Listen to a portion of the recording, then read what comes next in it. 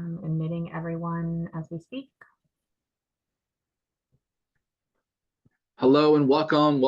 I'm going to give it a couple minutes for everyone to sort out their tech and their audio, and then we'll be starting momentarily.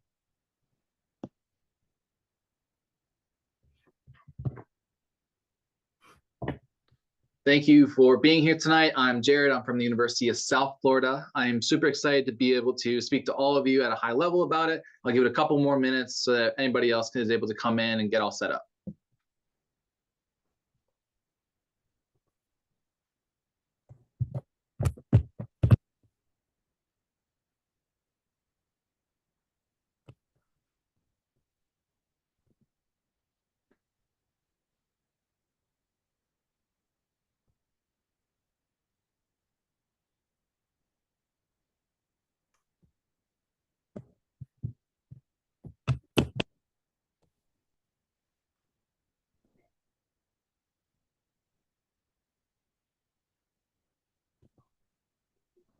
We'd like to welcome everyone here tonight to our USF presentation for College and Career Fair.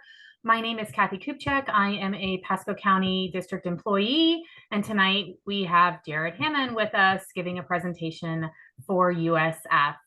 This session is being recorded and it will be available to you through the College and Career Fair website. They will also be sending a link through Sched when it is available, so that if you miss anything, you can always refer back to it through that recording.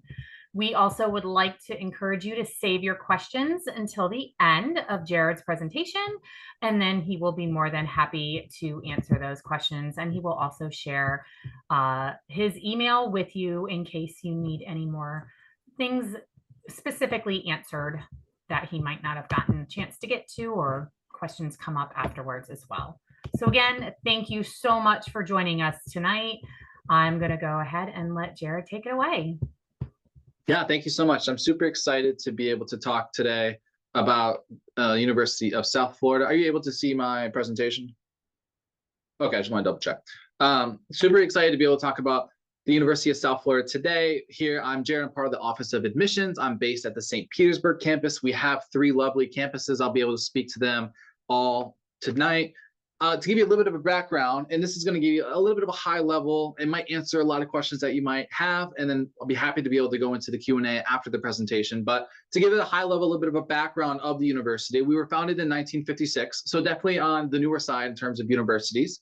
We have 3 campuses available in Tampa, St. Pete, and Sarasota. And then we also are a Research One institution. I can speak a little bit more about that later, with an overall enrollment of 48,000. Across all 3 campuses, we've got 36,000 undergraduate students. We have a heavy population of 11% of international students, and with over 200 majors, we most likely have the majors that you're looking for. But even though we have all of those majors, we still maintain a student to faculty ratio of 22:1 that we're really proud of. One thing that recently happened for the University of South Florida is that we recently became a member of the AAU. This is an incredible accomplishment for us. It means that we are now a leading university when it comes to research and development opportunities for students. The reasoning that that's going to be a benefit for students is that it allows us to have a ton of funding when it comes to leading research work within our professors. All of our professors are still active in their field, are still actively researching to be able to stay on the latest trends, and we're able to use that in order to make the research ability that students are able to do at the highest level. So rather than potentially dealing with like a 60-year-old textbook, there may be opportunities to do real research in the field that you're currently working in, and have access to the newest information, the newest data for that. So it's an incredible accomplishment for us. It puts us in the same category as universities like MIT, Yale, University of Michigan. And so we're really, really proud of this achievement, and it's really an honor to be a part of it. To give you a little background on our campuses, like I said, we have our Tampa campus, which is going to be our largest campus. That's going to give you a big time college feeling. I'm talking 30,000 students, the Greek life, the football stadium, over 200 majors are going to be available at the Tampa campus. And so if you're looking for like that big time college campus feel, then the Tampa campus could be the right fit for you. We also have a St. Petersburg campus, which actually I'm in love of. The St. Petersburg campus is a little bit more of a medium-sized campus. I call it the Goldilocks size for a lot of students because you get a lot of the benefits of going to a big-time university in the state of Florida, but just with a little bit more of a hands-on approach, a little bit more of that connection base when it comes to students and faculty. And then we also have our Sarasota campus, which is going to be our smallest campus. That's going to feel a lot like a private school. You're going to be able to get really intimate when it comes to learning about your professors and all of the students who are on campus, which is nice. So no matter kind of where you feel like you fit best, there is going to be one campus that aligns to what you're looking for, and that could potentially be the right fit for you, which is really nice. No matter what campus you end up at, though, the nice thing is that you will be part of a vibrant city, whether that's the downtown area in St. Pete, the downtown Tampa area, or even the Sarasota area. Each campus comes with a different personality as well as different opportunities for students to be a part of that. You'll notice that, for example, at the Tampa campus, we are less than 2 miles from Busch Gardens. At St. Pete, we're going to be less than 2 miles from the St. Pete Pier. We have access to the Dali Museum as well as the downtown mural system there. And then in Sarasota, we are really close by to the beaches. And so no matter where you end up or what campus you go to, there will be opportunities for a lot of fun, a lot of activity, and a lot of student-led possibilities and things like that, which is exciting. With that, we have over 600 clubs and organizations, which is super exciting as well. My personal favorite club is a club that my coworker is actually the head of, or I should say the staff advisor for, and that is Oreo Taste Testing Club, which is exactly what it sounds. Essentially, every Thursday night, those students get together and they try different Oreo flavors, and then they rank those flavors in a master Excel sheet with all of them in there. And so the great thing about that is that if there's any type of club that you want to be a part of or you want to create, all it takes is a group of people and a staff advisor to sign off on it, and you can create it. So if there's any current trends or TV shows, movies that happen, anything in the anime, sports realm, or anything like that, you're able to start those clubs, which is super exciting. We also have over 40 sports clubs. We're part of Division I, so part of the American Conference. And we have 3 levels of sports. The highest level being obviously Division I, part of the American Conference. We also have more of a travel kind of side where you still play other universities, but it's a little bit more for bragging rights. And then we also have the lowest level, which is the rec level, which is the one that I do, where you just show up that day to play. So no matter where you fall on kind of the competitive spectrum, there will be a spot for you in terms of being able to be a part of sports as well, if that's interest to you. The great thing for all of you all is that we're going to be opening up a brand new football stadium in 2027. So you'll be able to be one of the first class to be able to partake in that. Currently, the stadium that we're playing at is Raymond James, where the Bucks are. But we're super excited to be able to have our own stadium on campus that students are able to walk from housing or from their dorms or walk from the cafeteria and be able to partake in it and have that directly on campus. It's going to be a huge benefit for us. And I'm really excited and jealous for all of y'all to be able to partake in that, which is nice. I get a lot of questions about housing and how does housing work at the University of South Florida. So at the Tampa campus, we have over 15 residence halls for students, and we have 3 different styles of housings while we're there. We've got the apartment style, where you're able to actually close the door, have a little bit of a private space there, and then you walk out of that into a living room or family room situation with a couple other people, and you share a bathroom with someone else. We also have the suite style, where it's you and another person in like a bigger room. You share that room with that person, and then you also share a bathroom with that person. And then we have more of the traditional style that you would see, for example, in like the movies, where it's you and another person in like a bigger room, and then you share a bathroom with an entire floor. That's maintenance by USF, which is nice. We have 3 dining halls at the Tampa campus as well. So no matter where you end up for your classes or things like that, there is going to be a dining hall that's close to you, as well as over 20 restaurants and the first ever on-campus Publix, which we're really proud of. A lot of our students end up being workers at Publix as well, who can partake in that. One of my favorite things is how they also listen to feedback when it comes to students. There was feedback that the line at Chick-fil-A was getting too long, and students were late for their classes because they couldn't get their Chick-fil-A. And so they've actually they're adding a second Chick-fil-A now onto the campus. And so trying to listen to students and their feedback is something that we try to do for that. So excited to partake in that as well. At the St. Petersburg campus, it's going to be, fairly similar, but a little bit different. We have that apartment style, like I was saying, where you're able to close that door, have a little bit of privacy. And then we also have that suite style, so that bigger room size, and then you share a bathroom with that individual person. And there's 2 residence hall at Tampa, or excuse me, at the St. Pete campus. And there is one dining hall underneath the housing as well that students are able to partake in.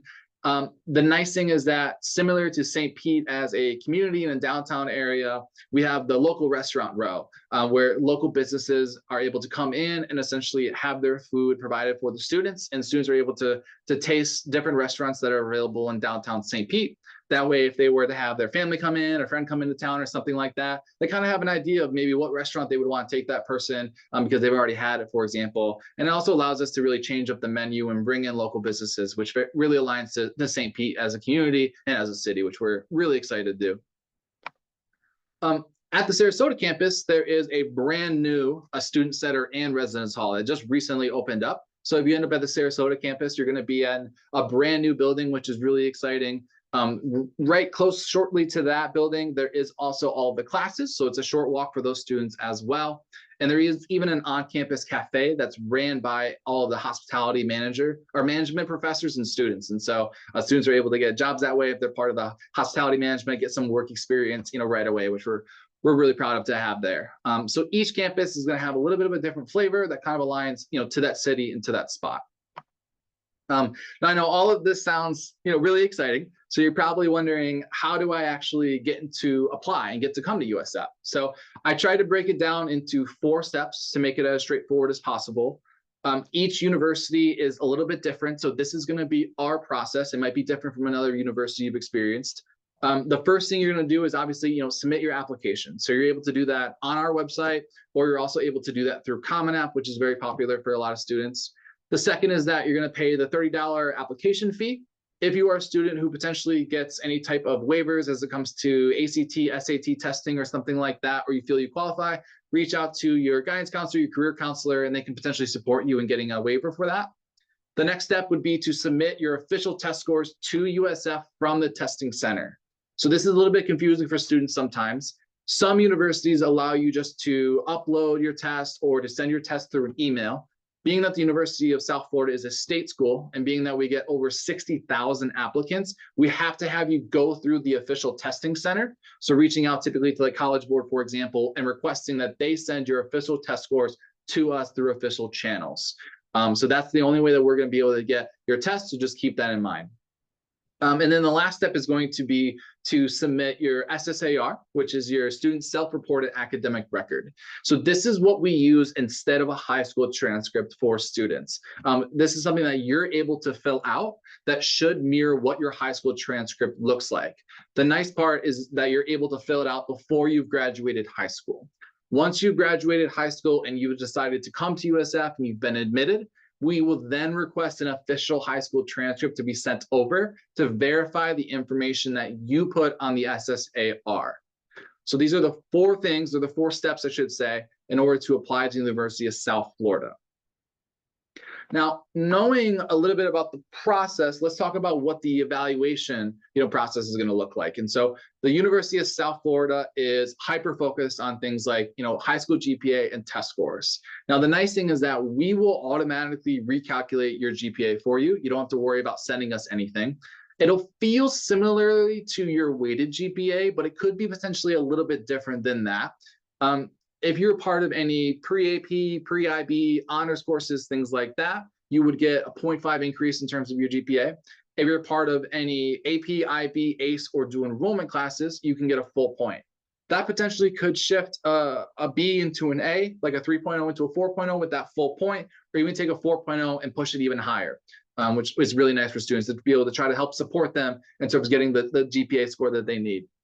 Same thing with tests. If you're taking any like ACT, SATs, or CLT, we'll super score that. So let's say you take the ACT for the first time, you crush the English section, but you struggled a little bit in the math. I always recommend that students retake it and that they hyper focus on getting their lowest score up. Because what we'll do is we'll take the best out of all of their scores from all of the subjects and give them an overall super score to help them.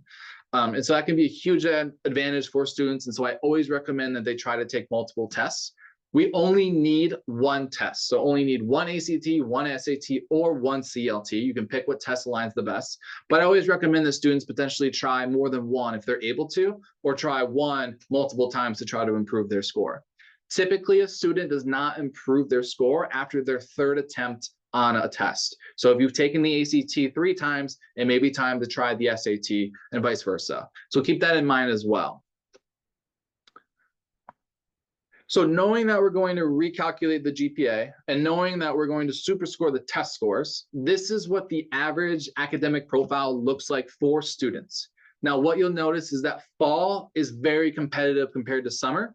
Definitely going to be where you see a lot of the 4.0 and up GPAs like we were talking about with that recalculation. The nice thing about USF, and really one of my favorite things about it, is that USF will review you for all terms, all majors, and all campuses when we do our evaluation. So let's say you apply and you're just a little bit down in terms of the GPA for the fall profile, or a little bit down on a test here and there. The nice thing is that we might automatically shift you into the summer, have you take, a class or two in the summer, get your feet wet in college, and then be able to jump in the fall with everybody else. And so if for some reason you apply for the fall and we automatically shift you, that would be the reason why. I always tell students to apply for the term that they want to be a part of. So if you want to come in the fall, apply for the fall, and then we will automatically shift you if we feel like you'll be a lot more beneficial to be in the summer, for example, or something like that. So we will automatically do that for you. Here are some really important dates and deadlines for coming in. So for any of my juniors right now, the application for you will open up August 1st. It is incredibly important, whether it's this university or another, that you apply early. So our application is going to open up August 1st. And then our priority deadline, so you have to apply by November 1st in order to be part of the priority application deadline. We give you time enough until November 15th to send us all of those documents. So that application fee, those test scores, and that SSAR. That's why I'm stating that it's really important that you're testing right now, that you set up tests for the summer, that you study for them so that you have those test scores ready. Because like I said, we need you to reach out to the official testing centers and have them send those tests directly over to us. And that can take a little bit of time in terms of processing for them to get those scores over to us. So making sure that you have all of that organized is incredibly important. If you apply before November 1st, and you supply us with all of the documents that we need by November 15th, then typically you will receive a decision by December 10th. So going into that final semester of your senior year, you'll basically know whether you've been admitted and coming to University of South Florida, which is really nice. It can help ease a lot of anxiety.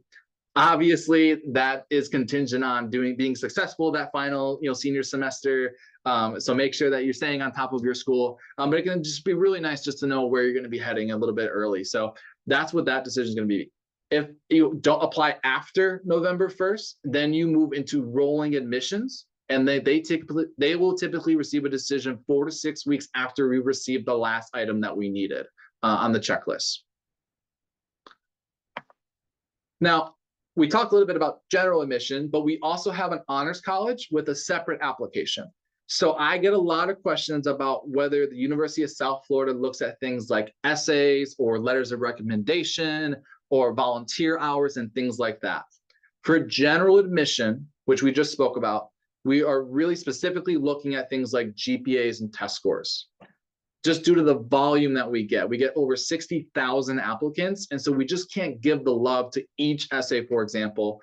But as part of the honors college, there is that opportunity to really show things like that. So if you're applying for the honors college, you're able to apply in a separate application. You can do it at the exact same time as the general application. So as soon as you fill out the general, feel free to immediately fill out the honors application as well. The Honors College gives you a couple of different benefits. It's available at all 3 campuses, but they also get an honors advisor as well as priority registration. There are a few programs that the Honors College allows students to get an accelerated program, specifically in the pre-med track, as well as in the College of Law track. And so if you're a part of the honors program, you're able to get those priority classes so that you can essentially graduate potentially a year early. It's not a requirement to graduate a year early, but it's just an option that we allow students to do. Additionally, with the Honors College, you get additional opportunities for scholarships, as well as a living learning community, which is something I'm deeply passionate about. What a living learning community is essentially we would house all of those honors students potentially on like the same floor. So if they were partaking in something extracurriculars or something else that's part of the honors, they kind of have instant friends in a way that's kind of academic. And so definitely is a really awesome situation. I was part of a leadership living learning community for my leadership minor. So if I didn't know what question number 26 was for the homework, I was able to walk out of my dorm, walk to my neighbor, knock on their door, and potentially get some support and get some instant friends that way. So definitely a big fan of those communities, and there's quite a few different ones that are out there. We also have merit-based scholarships. So we have an entire financial aid team, but strictly from the Office of Admissions, from my office, we have merit-based scholarships. So these scholarships are going to be based off things like GPA and test scores. And this would come in when you receive your decision. So in that December 10th, for example, if you applied early, you would receive your decision as well as which merit-based scholarships you were awarded. But like I said, we also have an entire financial aid department as well.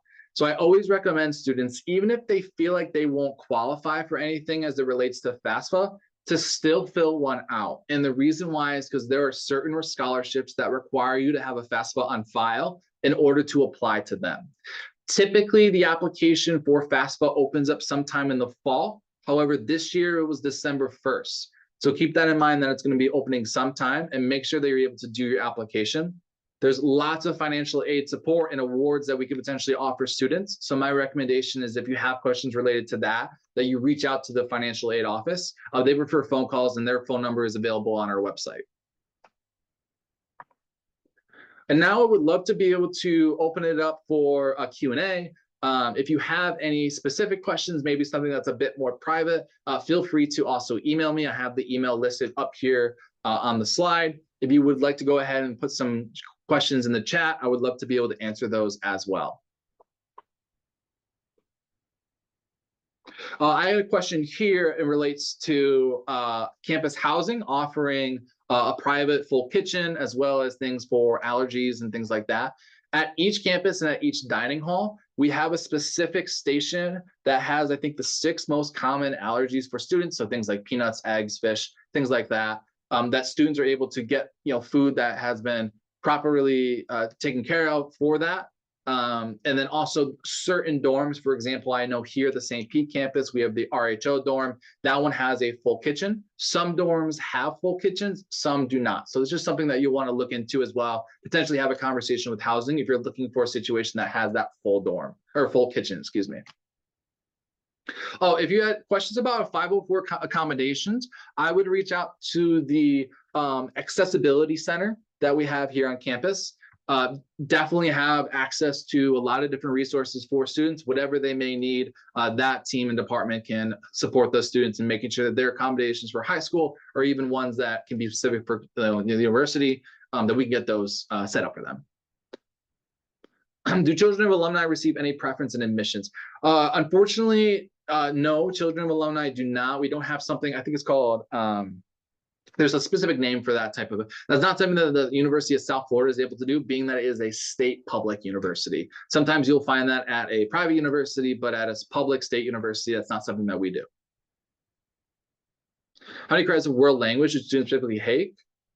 Cheryl, that's a great question. So typically students, and the requirement for high school is for students to have 2 years of a language. And typically it's the same language for 2 years. So taking Spanish 1 and 2, for example. If that is a high school level class that they take at middle school, then potentially would be accepted. But my recommendation would be to reach out to the career or the guidance counselor at the high school and make sure that they're set up for success. I got a question about the Oreo Club. It is at the St. Pete campus currently, although Tampa students are more than welcome to start the Oreo Taste Testing Club up there. And I believe we do have a chess club as well. As another question I had. I'm not a part of it myself, but I believe, if there's not a chess club, and I'm sure there's tons of students who would want to be a part of it, but I guarantee there's probably a chess club.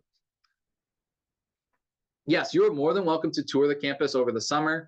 We've opened up some tour opportunities as well throughout the week and even on the weekend. I highly recommend that you tour both the Tampa and the St. Pete campus if you're able to.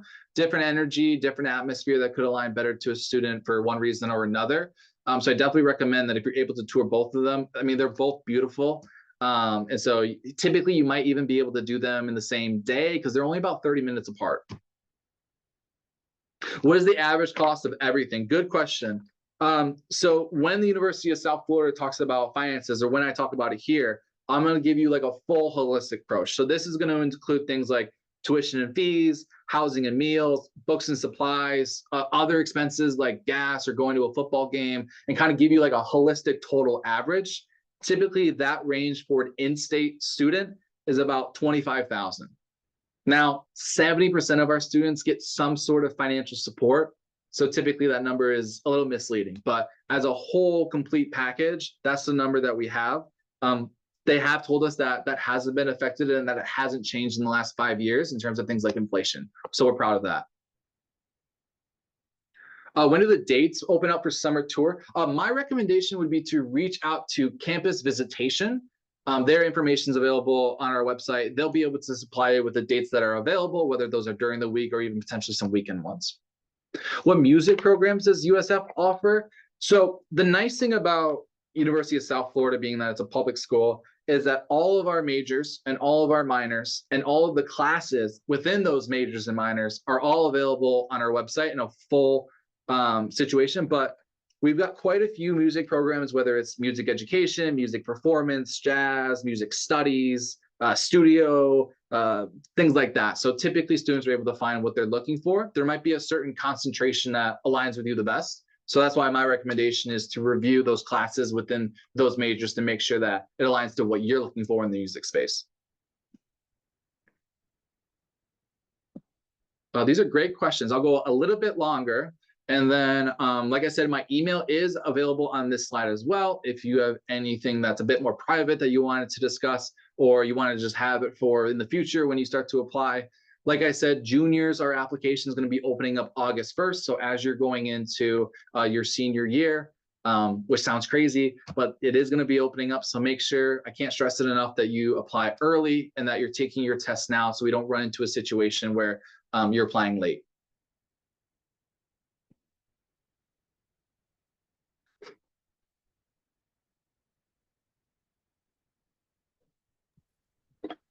And we also wanted to remind you that this session is being recorded and it will be available on the College and Career Fair website, as well as a link in Sched, which is the platform you use to sign up for this event.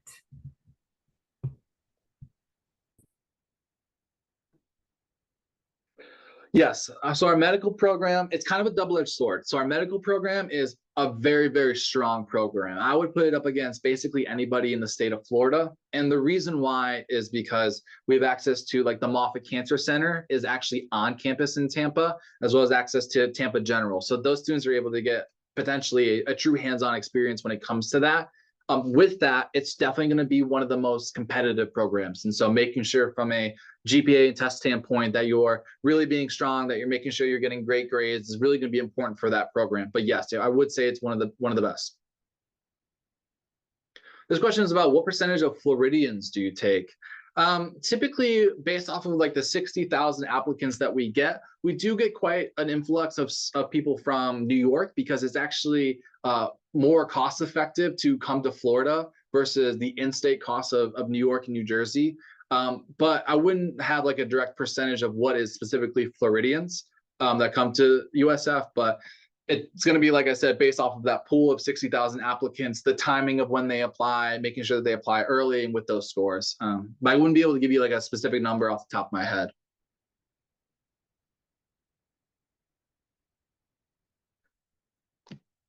That's a great question, Magnolia, in terms of what dates are going to be available. My recommendation would be to reach out to the Campus of Visitation. I don't want to speak for them and potentially say the wrong thing, but they'll be able to kind of give you a guide of when more dates are going to be available or when they would start being available again. Rich, good question about GPAs and test scores. So for general admission for University of South Florida, we're really focused on that GPAs and that test scores. We are not an essay school or a letter of recommendation school or things like that.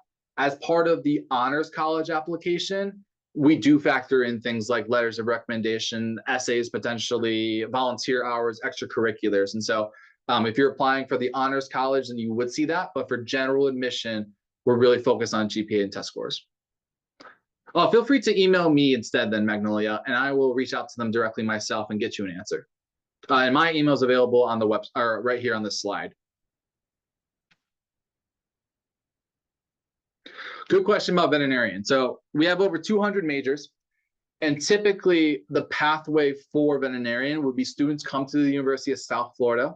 They get a bachelor's in animal sciences, and then they take that bachelor's from animal sciences and allows them to get into the vet school that they're looking to go to then pursue like full-time veterinarian. So it would be an animal science student that then applies to a vet school once they have their degree.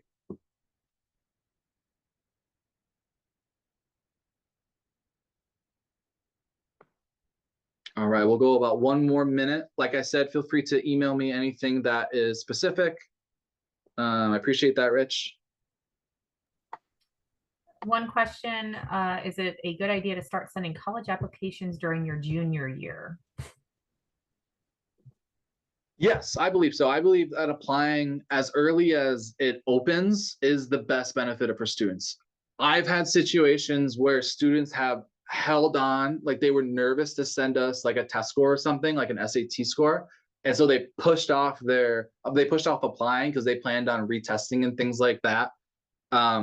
And so, and ultimately it hurt them, because the sooner you apply, typically it can get more potentially challenging the more and more applications that we get in. So I always say apply early. For juniors right now, as you're going into your senior year, the application will open for you.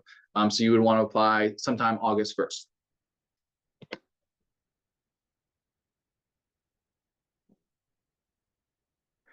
Question about accepted into science majors. What's the cap, and is there any per school cap? Not to my knowledge right now. Obviously, there potentially could be based off of like professors and student to teacher ratio and just classes that are available. But I wouldn't have a specific one related to that. My recommendation would probably be to reach out to the head of the college, head of the science college, to potentially answer that question, because it's a little bit outside of my space of expertise.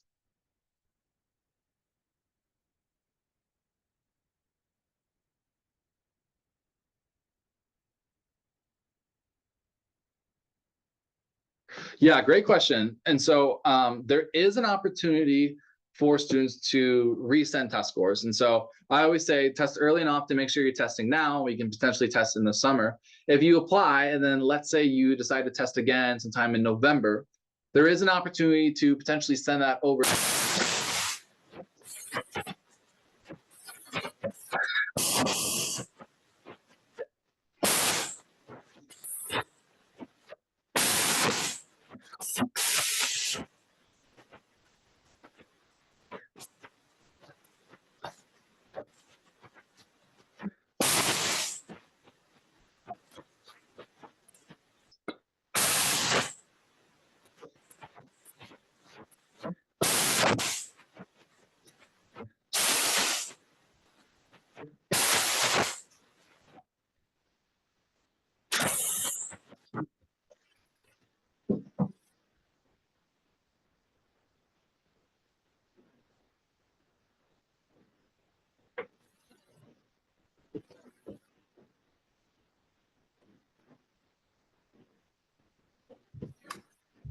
Jared, I'm not sure your audio is working while you were answering the last question. Something happened. I noticed it as well. We cannot hear you.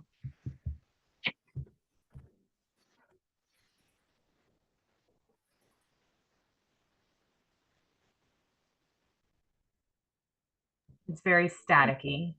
Are you able to hear me now? Yes. Okay, so I switched headset on the go. So we were talking about students potentially improving their test scores early. So the best case scenario is that a student applies early, they have their test scores, and they're able to get that in, because obviously it could potentially be a better situation for the student before there's a lot of applications. we will accept test scores, especially for scholarship opportunities throughout. They have to be taken before the end of December.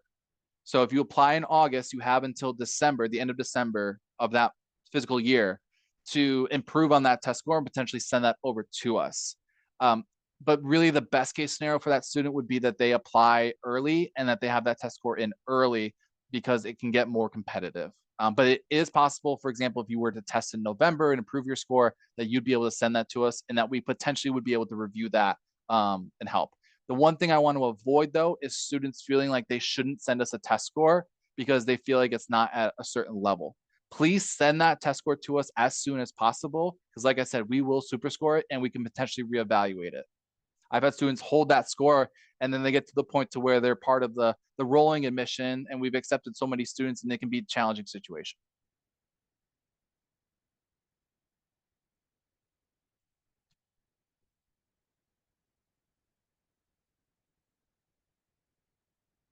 Yeah, absolutely. I'll take some final questions. I really appreciate all of you being here tonight. Like I said, my email is up here. If you have any more questions, something private you want to send me, happy to do that. I really appreciate you all coming out and listening and learning more about University of South Florida.